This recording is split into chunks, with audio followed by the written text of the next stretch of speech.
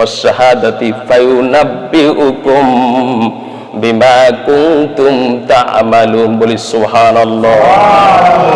আল্লাহ পাক রব্বুল আলামিন বলেন, অতঃপর তোমাকে যে দুনিয়ায় 50 বছর, 60 বছর, 80 বছর হায়াত দিয়েছি। আমাদের হায়াত দিয়েছেন কে? 80 বছর, 60 বছর যে তোমাকে হায়াত দিয়েছি, এই হায়াতি জিন্দেগিতে তুমি কি কি কাজ করছো সব আমার কাছে হিসাব দাও। সব কাজ সম্পর্কে আল্লাহ পাক রব্বুল আলামিন অবহিত করবেন।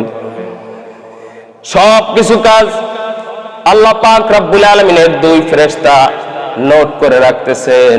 আল্লাহ পাক রব্বুল আলামিন বলেন, কিরামান কাতিবিনা ইয়ালামুনা মা তাফআলুন।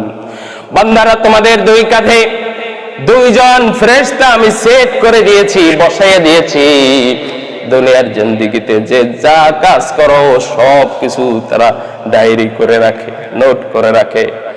পরকালে এটা আমাদের সম্মুখে, আমাদের সামনে ওপেন করা হবে। যেভাবে দেখেন কিভাবে এটা সংরক্ষণ করা হয়, মেমোরি কার্ডে যেইভাবে বিস্তারিত আলোচনা, বিস্তারিত ভিডিও আকারে যেইভাবে স্মৃতিগুলো ধারণ করা হয়, আল্লাহ পাক রব্বুল আলামিনের ফেরেশতারাও এইভাবে সমস্ত ডিটেইলস ধারণ করে রাখবেন। কিয়ামতের দিন আল্লাহ পাক রব্বুল আলামিন সব কিছু ওপেন করে দিবেন। বলি সুবহানাল্লাহ। আল্লাহ পাক রব্বুল আলামিন কিয়ামতের দিন বান্দাদের কাছে এই আমলনামাগুলো পেশ করবে। বলি না সুবহানাল্লাহ। দুনিয়ায় মিথ্যে কথা বলেন, গালিগালাজ করেন, গুনার দরকার নাই, আপনার প্রয়োজন নাই, এরপর আপনি আজে বাজে আপনি অহেতুক ভাবে গুনাহ কামাই করতেছেন, সব কিছু সেদিন দেখতে পাবেন।